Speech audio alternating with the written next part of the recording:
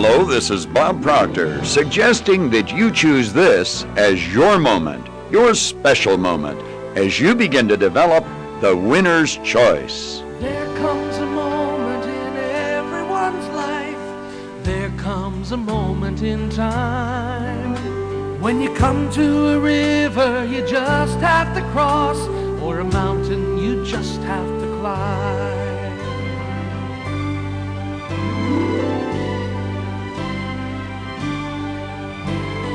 This is the moment, and now is the time to reach out where no man has gone. Time to break through the barriers, blaze a new trail. Time to reach out above and beyond.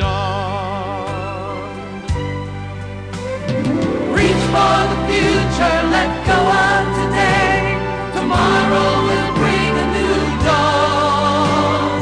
Take to the challenge your own special way when you reach out above and beyond.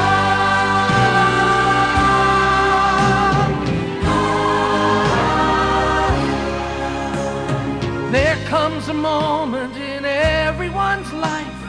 There comes a moment in time when the future will open a whole new frontier, and you reach out above and beyond. Reach for the future, let go of today. Tomorrow will bring a new dawn. Take to the challenge your own special way when you reach out above and beyond.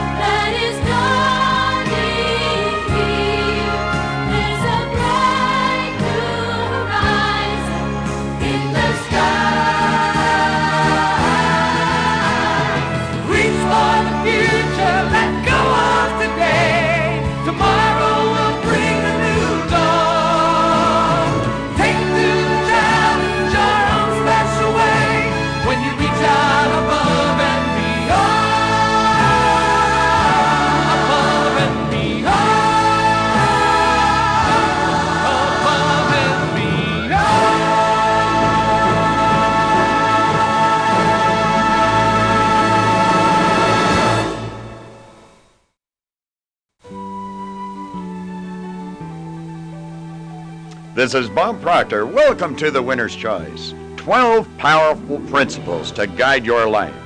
Winners know everything can be better. Better's a stimulating word to the ear of every winner. Every recording in this series of Power Principles is packed with valuable knowledge to help you achieve better results. Now let's get mentally involved with the first power principle, attitude. Viktor Frankl wrote, "Everything can be taken from a person but one thing, the last of human freedoms, to choose one's attitudes in any given set of circumstances, to choose one's own way." Viktor Frankl was right. You could currently be faced with 1,000 problems, many or most of which you have absolutely no control over.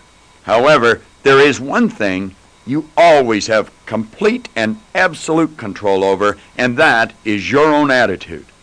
Attitude has been described as the most powerful word in this or any other language. The late Earl Nightingale referred to attitude as the magic word, and it truly is. When you surrender control of your attitude to what appears to be a negative situation, you will then do the only thing you would be capable of doing. You will react to the situation. When that happens, you lose. On the other hand, if you were to remain objective, you would respond to the situation appropriately. That is always the winner's choice. The end result of these two different approaches are poles apart. You and I both know that there are many things wrong in this world.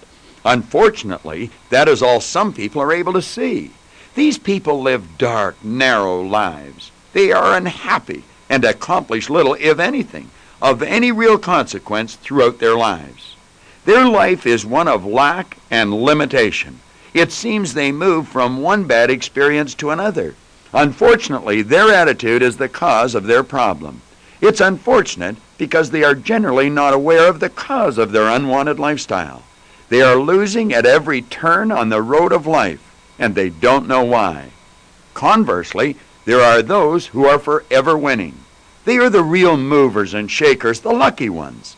Lucky because good things keep coming their way. They focus their attention on the beauty which surrounds them wherever they go. Their life is exciting and adventurous. They go from one major accomplishment to another. This group enjoys a wonderful family life. They develop deep and meaningful relationships with others. They are in control of their life. They know where they are going, and they know that they will get there. They are the real winners in life, and their wins are a matter of choice. Is attitude important? Attitude is everything to the winner. Many people will tell you that attitude cannot be defined. It is too nebulous, too ambiguous. Winners do not agree. They know attitude can be defined, it can be understood, and it can be controlled by anyone. The great Roman philosopher Seneca said, "Most powerful is he who has himself in his own power." By listening to this power principle over and over again for the next month, you will have yourself in your own power. You will cease being the plaything for outside forces. Think about yourself. You live simultaneously on 3 different levels of life. The first and most important point for you to realize is that you are a spiritual being. You have an intellect, and you live in a physical body. Your attitude is the expression of all 3 parts. Attitude is the composite of your thoughts, your feelings, and your actions.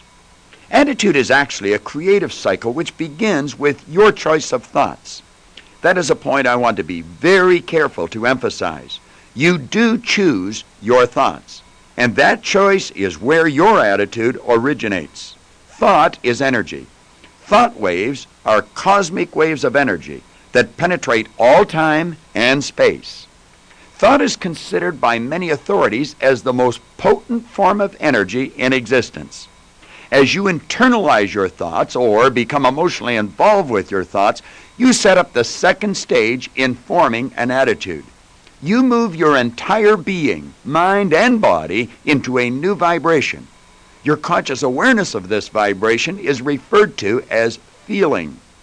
Your feelings are then expressed in actions or behavior, and this is the third and final stage in the formation of attitude, which produces the various results in your life. Attitude and results are inseparable. They follow one another like the night follows the day. Look at your life. Make a close, honest appraisal of the various results you are presently getting. See if you are able to relate your attitude to your results. This is vital to your own well-being. For you to make the progress you are capable of making, you must understand the cause and effect relationship of attitude to results. Cause and effect is one of the great eternal laws of nature, and it is an integral part of the first power principle. Ralph Waldo Emerson said that the law of cause and effect was the law of laws. He also said, a person is what they think about all day long. And the great Roman Emperor Marcus Aurelius said essentially the same thing hundreds of years before Emerson, when he said, a person's life is what their thoughts make of it. The results you achieve in life are nothing more than an expression of your thoughts, feelings, and actions. Consider what I am about to say before forming an attitude about anything. Everything in life has 2 sides, positive and negative. In fact, that is another absolute and eternal law of the universe, referred to as the law of polarity. You and I can choose to look at the positive or negative side of any and every situation in life. But clearly understand, you are only able to see one side at a time. The conscious mind is not able to think of 2 things at once. Those who win are aware of the negative. However, their conscious focus is always on the opposite, the positive. And if they are not able to see what's good, they keep looking until they discover it. Dr. Norman Vincent Peale, a winner by anyone's standard, speaking on this beautiful truth, shared this with us. This is one of the greatest laws in the universe. Fervently do I wish I had discovered it as a very young man. It dawned on me much later in life, and I have found it to be one of the greatest, if not my greatest discovery, outside of my relationship to God. The great law briefly states that if you think in negative terms, you will get negative results. If you think in positive terms, you will achieve positive results. That is the simple fact which is at the basis of an astonishing law of prosperity and success. In 3 words, believe and succeed. This sounds pretty simple, doesn't it? Well, it is simple. However, I have found from years of experience that taking control of your attitude and maintaining control over your attitude is not necessarily easy. If you are already doing this, you're an extraordinary person, a definite winner, and you belong to a very select group of individuals, the 5% group, who enjoy all of the rewards life offers. You also know what I'm saying is accurate. If you are not in control of your attitude at all times, but would like to be, I'm going to suggest a simple experiment for you to try each day for the next 30 days. It will put you on a winning track, and the compensation you will receive for successfully completing this experiment one day at a time for the next month will amaze and delight you. I want to suggest you test this experiment at work, since most of our pleasure comes from our labor and not our leisure. Okay, let's begin. Mentally review your job. Think of all the various aspects of your particular position. Pick up a pad and a pen and make a list of all the good points in your position. When you have that completed, do the same thing with your company. That exercise should keep you busy for a while. You might ask someone to join you. Pick an associate who is much like yourself and who wants to improve their status as a winner. Carry the list with you and read it at least twice a day, every day for the next month. Frequently, when I suggest this exercise to a person, they reply they are not able to think of anything good about their job. I may smile, but I'll say, that's fine. I then ask them, what is wrong with your job or company? On your notepad, write down everything you feel is wrong with your job.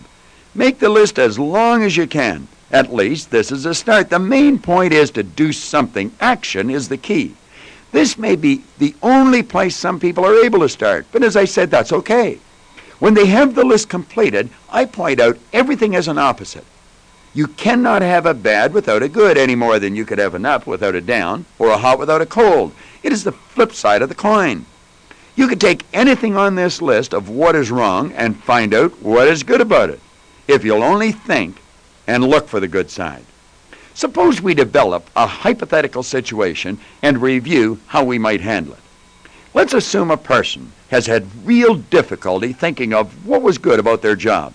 So rather than a what's good list, they begin with a what's wrong list. As I said, that's okay. It's a good place to start. The first thing on the list reads something like this.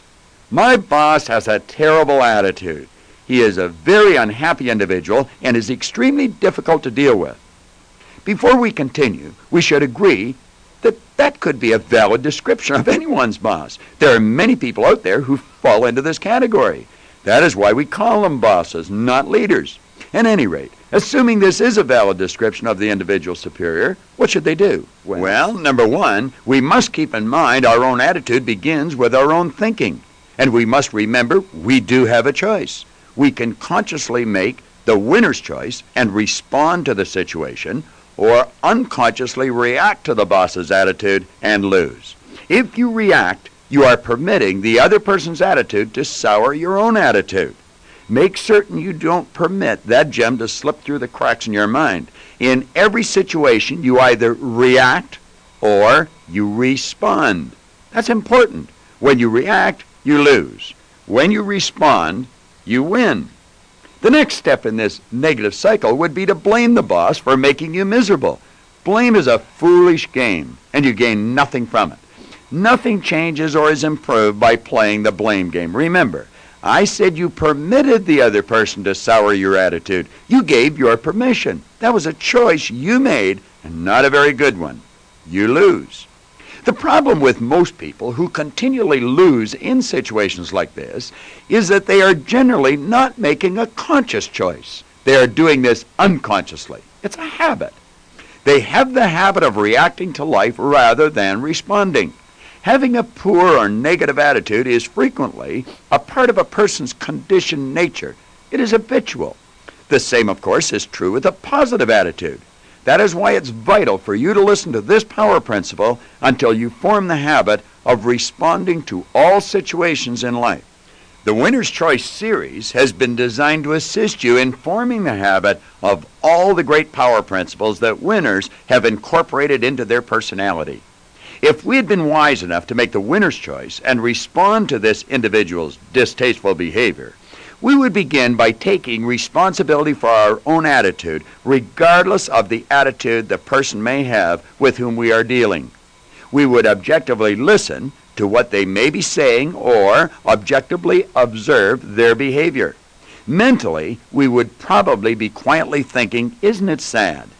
That person is choosing to make himself or herself so miserable. It's also sad that they should choose to behave in such a childish manner. I'm happy that I do not do the same." At the same time, we would be making certain we were not permitting ourselves to get emotionally involved with the negative statements this person is making, even though some of those statements may be directed at me personally.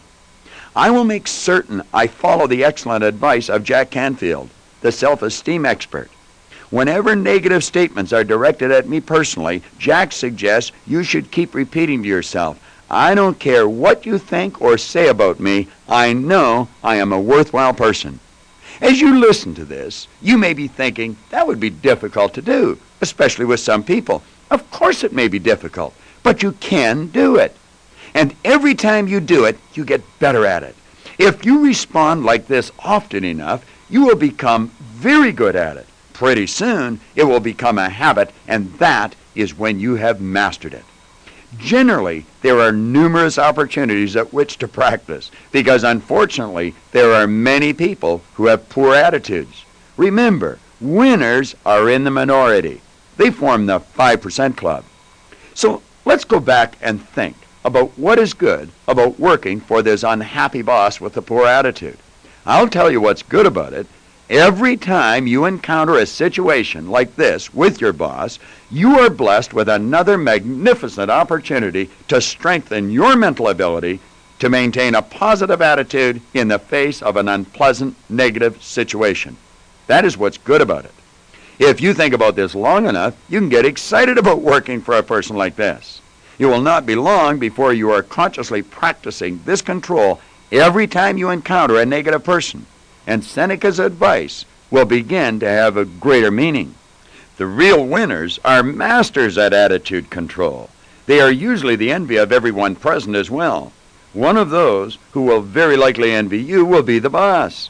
Before long, you may find the boss's attitude changing, and the real beauty, which had been buried under a negative mental blanket all along, will begin to reveal itself. Always remember, a winner's attitude is contagious. People who are continually in your presence will catch what you've got. It is what the higher side of their nature has always been seeking. You must go back to where we began this lesson. You are spiritual. Spirit is always for expansion and fuller expression, never for disintegration. A negative attitude is a disintegrating force. A positive attitude is a creative growth force. Love the negative person, if for no other reason at first than the opportunity they give you to practice developing conscious, positive control over your attitude. You can apply this same simple concept to any negative situation in your life. Now, I do not mean to imply there are no negative situations that occur in life. There are many of them. Frequently, they're terrible.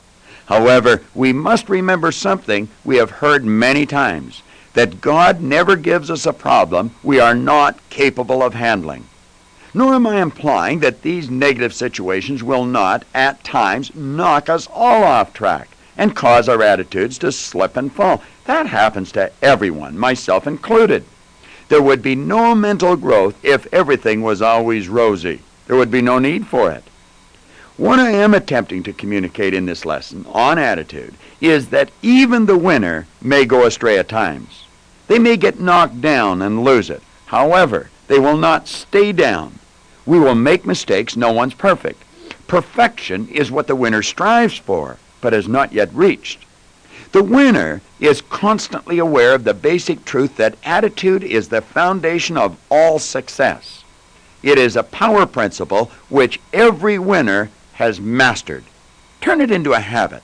Robert Russell said, habit is God's way of making good automatic in our life. That's certainly worth remembering. The winner can go broke. They may lose everything they have. They may do that a number of times.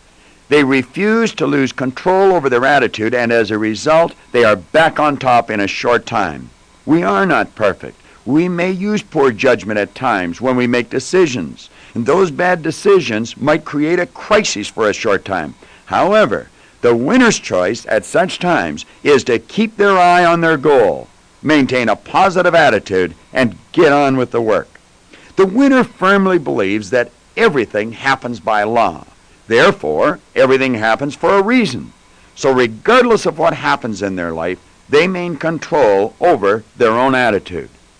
The winner is acutely aware of the beautiful truth that your attitude towards the world and everything in it will determine the world's attitude towards you. That may be difficult to grasp or accept at times. Nevertheless, it's true. It's a law. By maintaining control over the way you think, feel, and act, you cause good things to happen in your life. You do, in fact, literally magnetize yourself to good. For this same reason, those who have a poor attitude actually attract negative situations into their life. These poor souls fervently believe the winners are lucky. That is the very reason most losers do not try to win. They believe in luck, and they are not very excited about the luck they are having. They have not learned that they are in control, that this is an orderly universe of which they are a necessary part. What other logic but luck could a loser use when they witness a winner making record-breaking sales in an extremely poor economy? The loser knows the economy controls their sales volume. To them, since the winner is selling, they have to be lucky. It's unfortunate, but that is the way of life for the loser. That is their attitude, and they're holding on to it. The winner chooses to control their thoughts, feelings, and actions with respect to their sales, regardless of the economy. The same is true for a student in school. The winning student is the one who chooses to graduate with honors, even though they have been assessed to have a low IQ. It is their attitude. They have the can-do attitude, and the opinion of a psychologist will not change the way they think, feel, and act. Conversely, there are many people with the IQ of a genius who have a negative attitude towards themselves and life in general, who fail miserably.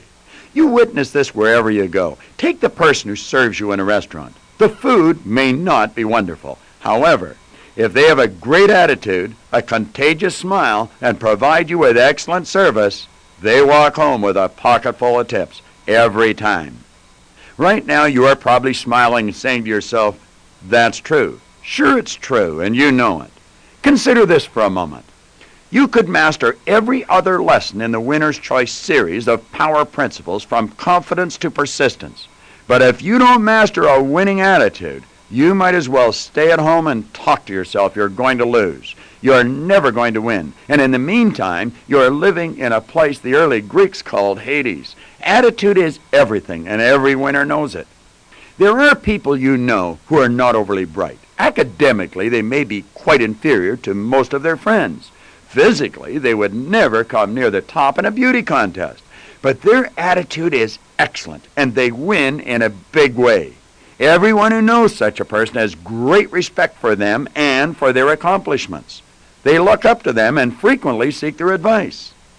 To this point in our attitude segment of your Winner's Choice series, we have primarily been dealing with situations and personalities. What about your health? Do you think your attitude will affect your health one way or another? Any competent medical doctor will say yes. Your attitude will most certainly affect your physical and mental health.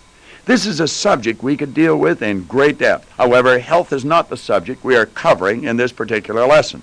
I would suggest you read Dr. Bernie Siegel's book, Love, Medicine, and Miracles, or Catherine Ponder's book, The Dynamic Laws of Healing.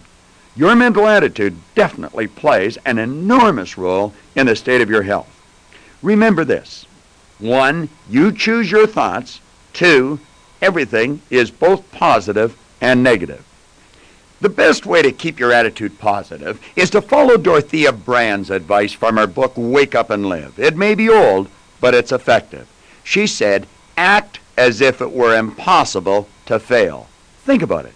If you develop the habit of thinking that way every time you encountered a challenge, that attitude will certainly produce results you know doubt and worry will never match. Doubt and worry are both intellectual choices of thought, which are followed by fear and anxiety, none of which are the choice of any winner. Review the cycle. Attitude is the expression of your thoughts, feelings, and actions. If the choice of thought is to worry, the feeling which must follow is fear. And that feeling sets up a physical state of action we refer to as anxiety. Forget it. You don't want it. Turn this attitude control into a game, one you're committed to win. There is only one basic rule you must be certain to follow for you to come out the winner. The rule is simple. Choose to think about what is good in every person and situation you encounter today. Do it again tomorrow and the next day until it becomes a habit. From a people point of view, that is the way they would like you to think about them anyway. Try it, and you'll be quickly rewarded by the things they will think and do for you. Pay particular attention to the positive effect you have on others as you practice this good-finding or sure-you-can attitude with them. I recall a family that I am very close to that a number of years ago were experiencing quite a negative situation. The person who had established himself as the imperial potentate or head of this household was in a very foul mood. You could easily say his attitude had ample room for improvement. He was choosing to let a particular set of circumstances be in control of his choice of thoughts. Needless to say, they were negative. The mail carriers were on strike. He owned his own business, which serviced a few hundred accounts, all of which paid him monthly. The check is in the mail. Cash flow had trickled down, down, down. Payroll was due in a few days, and he was a few thousand short. His worry, fear, and anxiety had blossomed into a type of energy that was, to say the least, extremely difficult to deal with. He had the entire family upset. I was living in Los Angeles at the time, but was in Canada and was visiting their home. I asked him what was wrong, and he explained his predicament.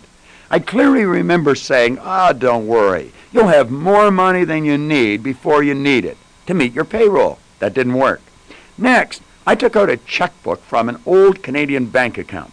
I signed a check and told him to use it if he needed to on payday, if he was short. You would have thought the hand of God had reached out and touched him. His attitude changed so fast. In an instant, this man's entire world had been transformed. He was pleasant and laughing and started talking about good things. A few weeks later, I was back in Canada and dropped by their home again. He handed me the same check back and said, "Here, Bob, thanks very much, but I didn't need it." It had never been filled in. All that was written on the check was my signature. I replied, "That's really good, Don, because there was no money in that account." What a wonderful lesson for all of us. His financial position had not improved by 1 cent, but Don thought it had. Bingo. Change of thought, improved attitude. It was the behavior which came with the positive attitude that solved his problem, not the worthless piece of paper that he had held in his hand. Many years ago, my niece Patty was just a young child. Someone said to her, "They're the facts, Patty," with respect to something they had been discussing. Her reply was a classic, and one I will never forget. Patty said, "Never mind the facts, just give me the truth. The facts are always changing." You might attempt to remember Patty's words when you find yourself in a similar position to the one my good friend encountered. He believed the apparent fact that he was short for his payroll, but that wasn't the truth.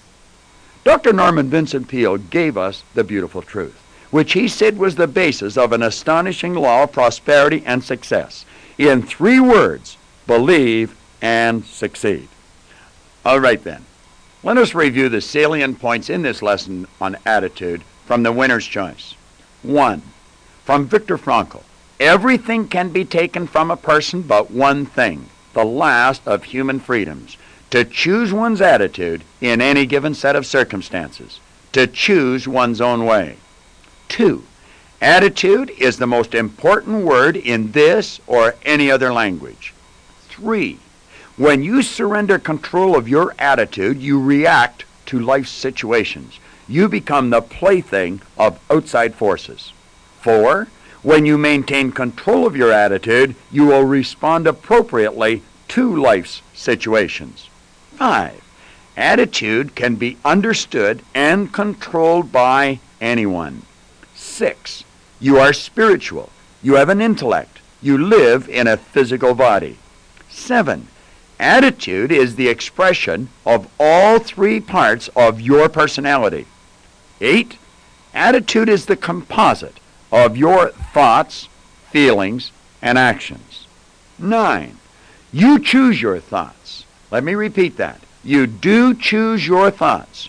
Your thoughts, internalized, cause your feelings. Your feelings cause your actions. 10. Attitude and results have a cause and effect relationship. They are inseparably attached. 11. Marcus Aurelius said, a person's life is what their thoughts make of it. 12. Polarity. The natural law of the universe clearly states everything has a positive and a negative side. 13. Negative situations do exist. Winners look until they find the positive side of every situation. 14.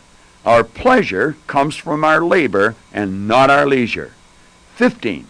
Every job has as many good features as bad points. Winners focus on the good features in their job and their company.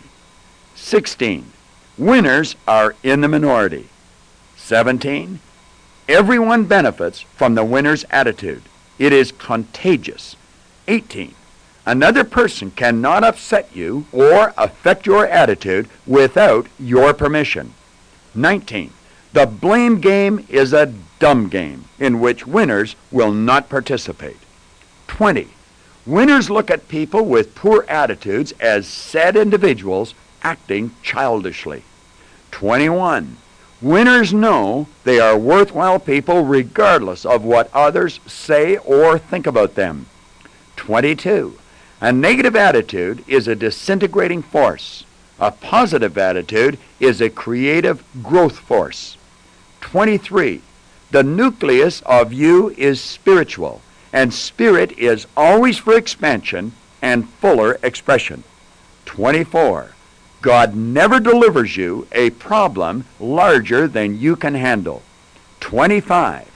Everyone makes errors and loses periodically, and their attitude may get knocked off track. Winners see these situations as learning experiences, and they keep their eye on their goal. 26. Winners know everything happens by law, and that they are a necessary part of the universe. Everything happens for a reason. 27. The winner knows their attitude towards the world determines the world's attitude towards them. 28. Winners know their attitude is the very foundation of their success, and they have mastered controlling their choice of thoughts. 29. Attitude affects the health of the mind and body. 30. Winners refuse to worry. They know worry is a poor choice of thought, which is quickly followed by fear and anxiety. 31. Facts continually change. Truth does not. The truth is not always in the appearance of things. And 32. 3 words form the basis of an astonishing law of prosperity and success. They are believe and succeed. Now permit me to share with you a few suggestions which, when acted upon, will guarantee your success and strengthen your winning position in life. First, Leave this recording on attitude in your automobile and listen to it at least once every day for the next 30 days. 2. Complete the What's Good list about your position and your company. Carry it with you and read it twice each day for 30 days. 3. Look for what other people do well. When you find it, let them know you noticed it. Do this until it becomes a habit. 4. Challenge your self-doubts so that they do not grow stronger. And notice how you grow stronger every time you challenge them. 5. Repeat this statement over and over to yourself. I am spiritual. Therefore, I am more powerful than any negative situation I will ever encounter. I am a winner. 6. And finally, if all else fails, get in the habit of laughing at yourself when you make a mistake and experience a loss. It is much easier to get back on track making the winner's choice of positive thoughts in the face of a loss after a real good belly laugh. Try it. If crying makes you feel bad, laughing, which is the polar opposite, has to make you feel good. Listen to this gal, and let's have a real good laugh together right now.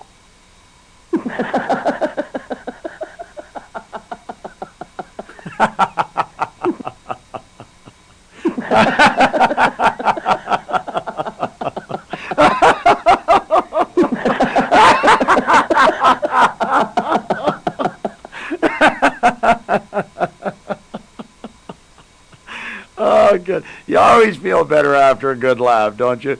The other recordings in the Winner's Choice series of Power Principles may not make you laugh, but they'll most certainly make you think, and they'll help make every aspect of your life better. Commit to playing this power principle on attitude every day for the next month, at which time we'll introduce you to the second of my 12 power principles. Until next month, keep laughing, and remember, this is your moment, your special moment. There comes a moment in everyone's life. There comes a moment in time when you come to a river you just have to cross, or a mountain you just have to climb.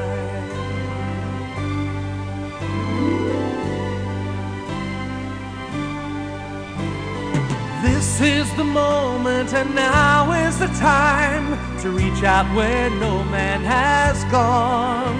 Time to break through the barriers, blaze a new trail. Time to reach out above and beyond. Reach for the future, let go of today. Tomorrow will bring a new dawn. Take to the challenge your own special way when you reach out above and beyond.